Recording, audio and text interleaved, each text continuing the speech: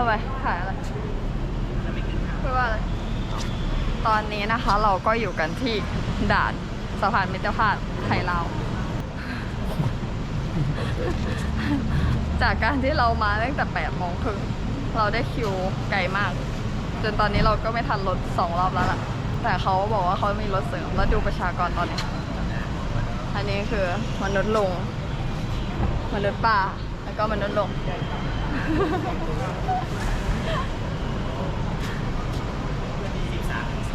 อันนี้ขนาดเรายังไม่ได้ข้ามไปไกลนะเรายังพบว่าคนสวยเยอะมากไม่ต้องไปถึงสอง ไก่ไปแล้วกูทายหยาบมันจะไปตัดตัวในระบาดนี่ตัดออกเบิร์ดเมื่อกี้นี่ มันก็เลนบายอ่ะ มันไก่ดิก็ตรงยางเลยเดี๋ยวจีบีพีคนงานคนไทย อันนี้เป็นการทำงานร่วมกัน2 คนครั้งแรก ซึ่งนี่แหละอย่างที่เห็นไปยังไงก็ได้ยืน เอาละเป็นละมุน อ๋อนั่นเป็นของกรุ๊ปทัวร์เขามีอย่างโดนสวนแถวอยู่แล้วไม่เป็นไรหรอกยังไงก็ได้ยืนทำใจให้สบาย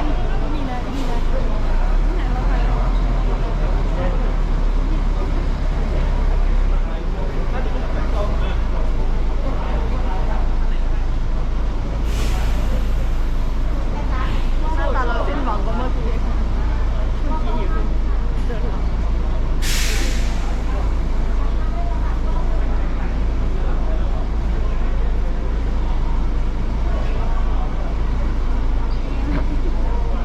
อันนี้ก็คือเขาบอกว่าให้เข้าแถว แต่คำว่าแถวมันไม่มีอยู่จริง เหมือนลำบากเน่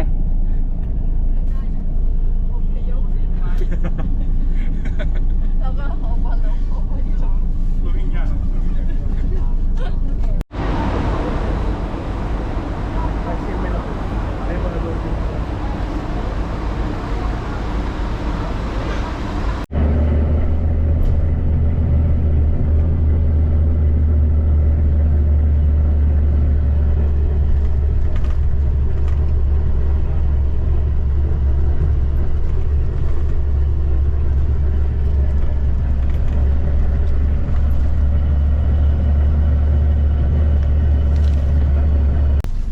มอไซค์ มีตั้งเยอะ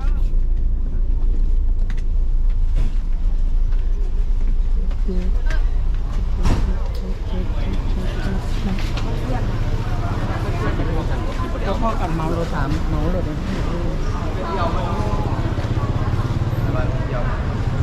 ตาตรัง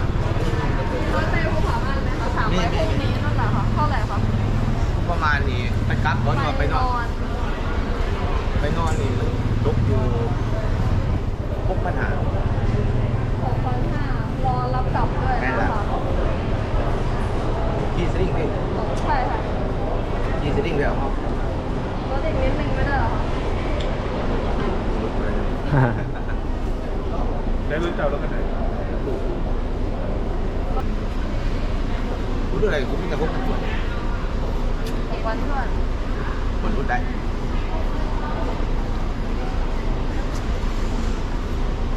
มีไลน์มีวอทแอปบอก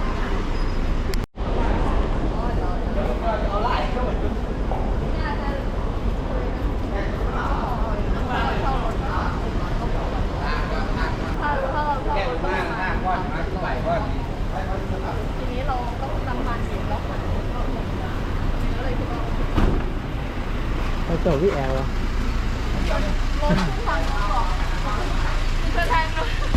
เอาขึ้นได้2 ทางเหรอ โอ้ไอ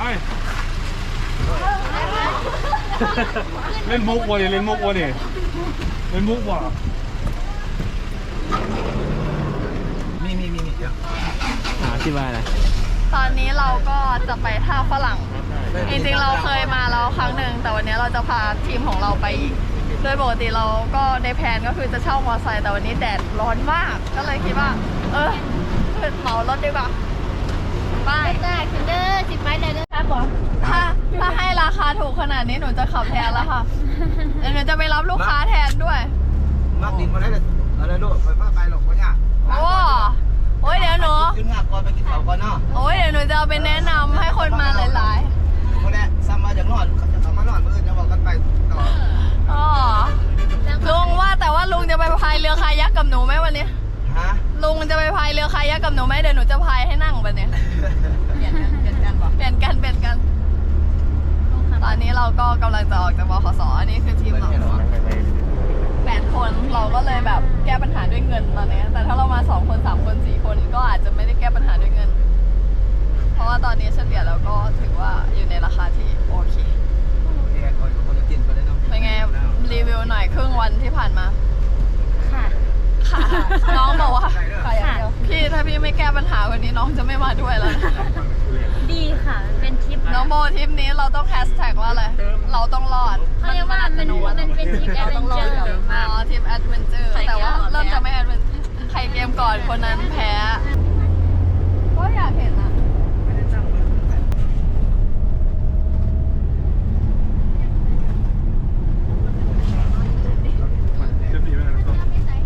อยากแนะนำ จอด เดี๋ยวทักมาจะดีคนที่บ้านไม่หลอกมามักตัวนี้บอกผมมักหลอกแต่ว่าโอเคเราผู้ลุงว่าโอเคเราไปนอนบ้าน ไปของมันมีอาจจะได้หลายไหมลูก มีผู้บ่าวไลฟ์บ่ค่ะ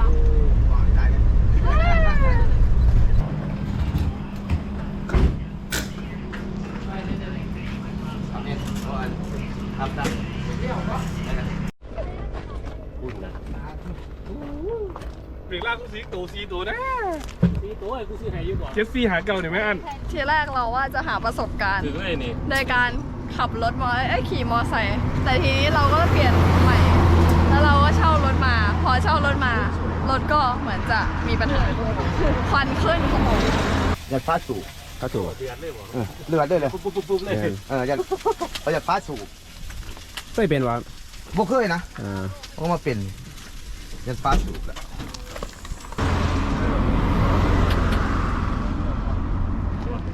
อันนี้จริงๆลุงเขาแค่อยากให้เราแวะถ่ายรูปกับวิวภูเขาเห็นไหมสวยไหมฝั่งนี้สวยแต่จริงๆตรงนั้นมันสวยกว่านี้นะลุงเห็นว่าจะบอกลุงว่าตรงนั้นมันสวยกว่านี้ไม่ต้องจอดตรงนี้ ก็คือแต่ประเทศไทยใช่ไหมที่เขาทำ เราจะทำอย่าง บ่ นี้ รู้เลย เอาเมื่อกี้รถคันนั้นเขายังทำเลย ใช่ ต้องให้เจ้าสาวไปทำเอาคันนี้รถจักรอ่ะ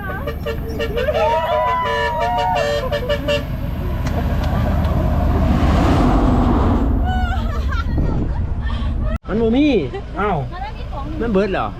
เอาหมดแล้วค่ะ อะไรนี่ เจอกันต้นตาลแกบอกวันนี้ ต้นตาล ต้นตาลในเมืองเดี๋ยวจะมากินเหล้าอยู่ต้นตาลในเมือง ต้นตาลไหน ต้นตาลในเมือง เอามาครับ เอาหัวเราพี่ ผมอยู่เราแต่เฮ้ยเราแต่ มาจากกรุงเทพเลย ก็แต่หักเถอะวะ เจอกันต้นตาล เกมเราหัวไม่ต่างก็แต่หักเถอะวะ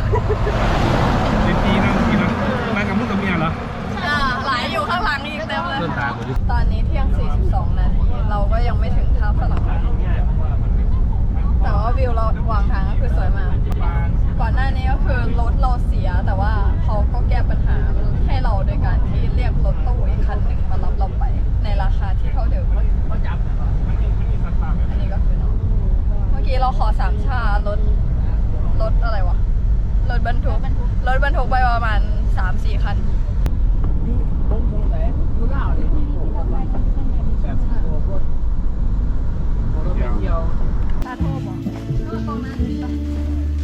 ถ้าสมมติว่ามันล็อกอาจจะต้องเอาเชือกหรืออะไรออกสักอย่างอะไรเป็นไกด์แล้วเลยเพราะว่าเรามา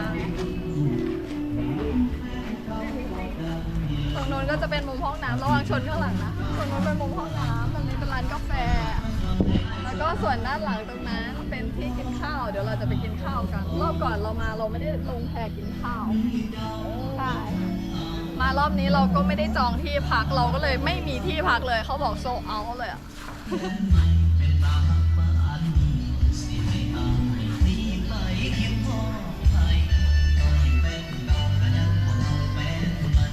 อะไรคะแม่มันเป็นรถยาง อ๋อ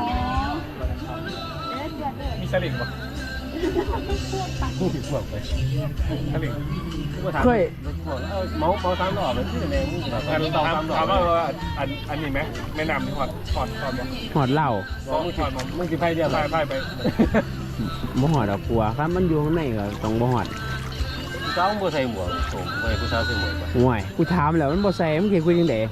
มึงลองบังคับมันใส่ได้เบิ่งกูเสียมึงป๋องหนึ่ง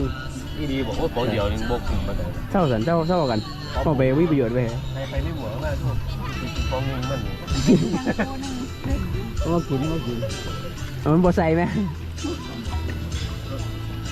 กีฬาน้อยกีฬาบ่มีกระติกกระตึกบ่ถังน้ำแข็งจะเป็นไม้แห้งเนาะ ลูกค้าคนต่อไปเชิญค่ะ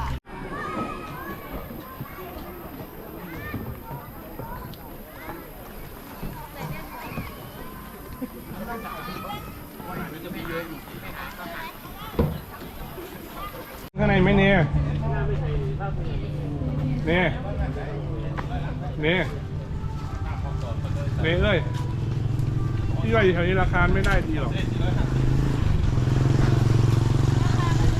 ที่เราได้เข้าไปอีกตัว350 500 เมตร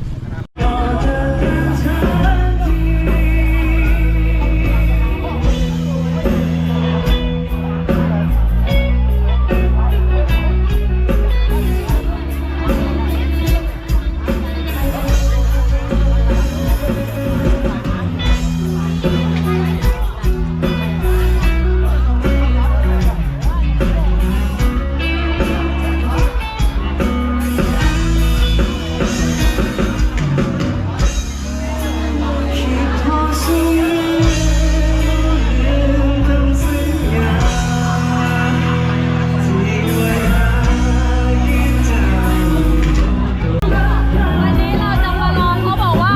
ซัมมาบีเราก็เลยจะลองกินมันเป็นรสแอปเปิ้ลราคา 1,500 กีบก็จะตกขวด34 บาท เดี๋ยวเราชิมดู